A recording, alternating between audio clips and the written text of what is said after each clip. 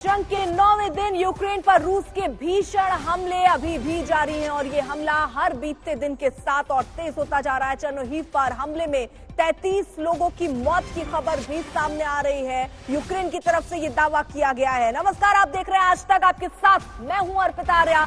सबसे पहले जिस तरीके के हालात हैं, कुछ तस्वीरें आपके सामने रखेंगे जो इस वक्त युद्ध के हालातों के बीच यूक्रेन की तस्वीर कैसे बदली है बताने के लिए काफी है। ये तस्वीरें जरा आप देखिए, लगातार अलग अलग इलाकों में बमबारी हो रही है। अब रिहायशी इलाके भी निशाने बनाए जा रहे हैं। चेर्नोहिव पर हमले में 33 लोगों की मौत का दावा यूक्रेन करता हुआ नजर आ रहा है। ये जो तस्वीर हम आपके सामने, ये वीडियो जो आपके सामने रख रहे हैं, यहाँ पर हमला होता है, बाकायदा आप देखेंगे तो वहाँ कुछ लोग भी आपको नजर आएंगे इस बात से अनजान कि यहाँ कोई बम गिर सकता है, कोई हमला हो सकता है। अचानक से जब हमला होता है तो लोग इधर उधर अपनी जान बचाने के लिए भागते नजर आ रहे हैं। और ये 3 तस्वीरें अब हम आपके सामने रख रहे हैं, किस तरीके का मंजर वहां पर बमबारी और हमले के बाद है। पूरा कीव जो एक खूबसूरत कीव के तौर पर जाना जाता था, देखा जाता था, लोगों के जहन में था, अब वो तस्वीरें बदल रही हैं। अब वहां पर तबाही के निशान दिख रहे हैं, चारों तरफ काला धुआं उठता हुआ नजर आ रहा है। और अब रूस की स्ट्रैटेजी देखिए,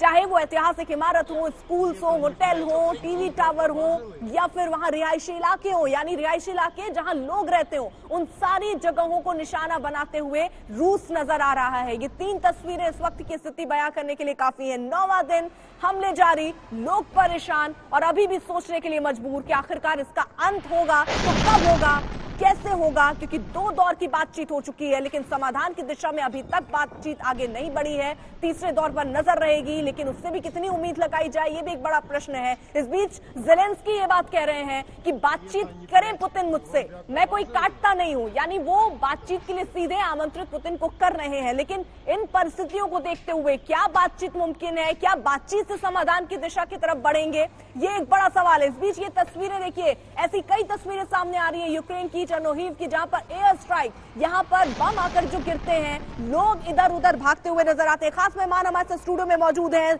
पीके श्रीवास्तव जी और major general retired Rajesh Singh ji हमारे साथ मौजूद हैं। पीके श्रीवास्तव जी, ये जो हमले हैं, रूस की स्ट्रैटेजी हम पिछले 2 दिनों में देख रहे हैं बदली है। अब वो लगातार हमले कर रहा है। अभी तक वो रूस जो केवल अपनी सेना को तैनात करता दिख रहा था, शांति के साथ खड़ा था, अब वो लगातार हमले कर रहा है और वो इलाके भी वो चुन रहा है जिस पर संभावना जताई जा रही थी ना के बराबर। अब वो ऐतिहासिक इमारतें हो, रिहायशी इलाके हो, होटल हो, स्कूल्स हो, टीवी टावर हो, हर जगह बम बरसा रहा है। तो ये अब रूस ने अपने हिसाब से ये सेकेंड फेज में चला गया है, ट्रांजिट कर गया है। पहले उसने सीज किया था जगहों को और एयर डोमिनेंस स्टैब्लिश की, अब नेवल डोमिनेंस भी स्टैब्लिश हो गई है। अब वो वॉर फाइटिंग पोटेंशियल जो यूक्रेन का है उसको वो तहस नहस कर देना चाहता है। वॉर फाइटिंग पोटेंशियल में इंडस्ट्री आती है, आपने देखा इंडस्ट्रीज के ऊपर बहुत बमबारी हुई है। पावर जनरेशन हब्स आते हैं, अब उनका नंबर आ गया है। इसके बाद रोड्स एंड ब्रिजेस वो डीकैपेसिटेट कर दिए गए हैं और कम्युनिकेशन भी अब बंद किया जाएगा। जितने इंटरनेट और वैसे चीजें हैं उनको भी वो क्लोज करने की कोशिश करेंगे। ये होता है कि आप उस देश की वॉर फाइटिंग विल जो है उसको आप सब्जुगेट कर दें, बट ऐसा लगता नहीं कि यूक्रेनियंस इतनी जल्दी मानेंगे। ये असेसमेंट है रूसी साइड का, लेकिन आप देखिएगा कि यूक्रेनियंस डिटरमिन्ड हैं कि हम लड़ते रहेंगे। तो अब ये कैसे इसमें समझौता होगा, जो हमारे सामने सबसे बड़ा सवाल है कि आखिरकार समझौता कैसे होगा। उस समझौते में यूरोपियन यूनियन का और यूएस का बहुत बड़ा योगदान होगा।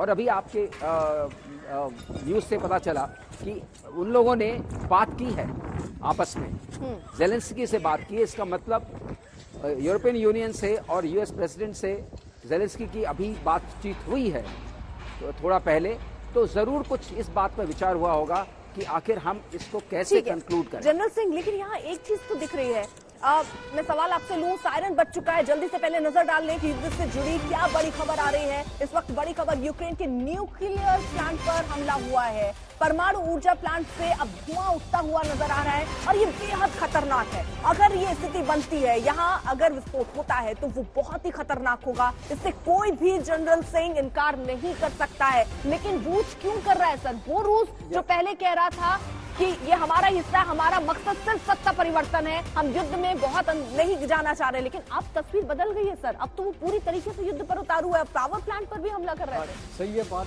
जो आप कह रही हैं, जैसे कि एयर मार्शल श्रीवास्तव साहब ने भी बताया कि भाई अब जो है एक रूस के पास अब दो अल्टरनेटिव हैं। एक तो क्या है कि भाई ये यूक्रेन पॉपुलेशन का वोट तोड़ दे विल, जो कि बहुत मुश्किल है।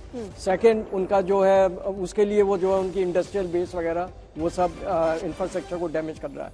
नेक्स्ट, ये जो नई चीज़ जो सामने आई है न्यूक्लियर पावर प्लांट, इनको ध्वस्त करना, इससे क्या है कि पूरे देश के पूरे वर्ल्ड के अंदर सनसनी फैल गई है। आपने देखा होगा ये यूनाइटेड नेशंस ये जो सिक्योरिटी काउंसिल की मीटिंग भी इसमें बुलाई जा रही है। तो फाइनली रूस सोच रहा है इसकी वजह से उसको फायदा ये होगा, उसको एक फेस सेवर मिल जाएगा। तो ये जो है जेलेंस्की पर प्रेशर पड़ेगा नाटो, यूरोपियन यूनियन और यूएस का कि भाई आप जो है किसी तरह से आप जो है ये जो है सीज फायर के लिए अपील करें, और हम रूस को बोलेंगे कि भाई जहाँ तक ये नेटो मेंबरशिप है फिलहाल हम इसके आगे नहीं बढ़ेंगे और ये जो है पीस ले आए, और उसके बाद जो है बाकी डायलॉग चलते रहेंगे और करते रहेंगे। इसमें जो है रूस का भी थोड़ा फायदा है और ये जो है और इनका ठीक है। पीके ये एक तरीका है। देखिए बोरिस जॉनसन जो है वो जेलेंस्की से बात कर रहे हैं और ब्रिटेन ने यूएनएससी की आपात बैठक बुलाने की मांग की, इसके क्या मायने से? इसके माने ये है कि अब लोग इस पर बहुत गंभीरता से विचार कर रहे हैं, पूरा विश्व विचार कर रहा है कि इस युद्ध की समाप्ति कैसे हो। तो युद्ध की समाप्ति के लिए एक बहुत बड़ा और बहुत सिंपल सा जो शुरू में हुआ था मुद्दा है, वो ये है कि अगर नाटो की मेंबरशिप ना मिले, इसकी गारंटी रशिया को मिल जाती है, तो मेरे ख्याल से युद्ध अपने आप समाप्त हो जाएगा और वो जरूर सीज फायर हो जाएगा। तो इस बात पर यूएनएससी को, इस बात पर यूएस को, इस बात पर यूरोपियन यूनियन को विचार करना पड़ेगा कि नाटो का मेंबर बनना यूक्रेन के लिए क्या इतना जरूरी है? नहीं, ऐसा ऑफर आ सकता है क्या युद्ध समाप्ति के लिए इस स्थिति में, इस जहां पर युद्ध इस वक्त खड़ा है? मैं सोचता हूं ऐसा ऑफर आने में दोनों ही साइड को कोई नुकसान नहीं है, क्योंकि अगर यूक्रेन एक न्यूट्रल देश की तरह रहता है, उसमें सारी सुख सुविधाएं चल सकती हैं, उसमें कोई दिक्कत नहीं आएगी। नाटो होने से क्या होता है कि आप वहां पर नाटो के मिलिट्री बेसेस आ सकते हैं, मिसाइल्स आ सकती हैं, नाटो के हार्डवेयर आएगा, नाटो का इक्विपमेंट आएगा, और ये कमिटमेंट आता है कि अगर इस देश पर कहीं कोई बात होगी। इस स्थिति में सर रूस इस बात के लिए तैयार है कि वो स्वतंत्र देश ही रहे, या वो चाह रहा है कि सत्ता परिवर्तन हो जाए? मेरे ख्याल से ये वाया मीडिया निकल जाएगा कि सत्ता परिवर्तन अगर नहीं भी होता है, अगर ये लिखित गारंटी मिल जाती है, ये बीच का रास्ता है कि ये नाटो का मेंबर नहीं बनेगा, तो एक आशा की किरण नजर आती है।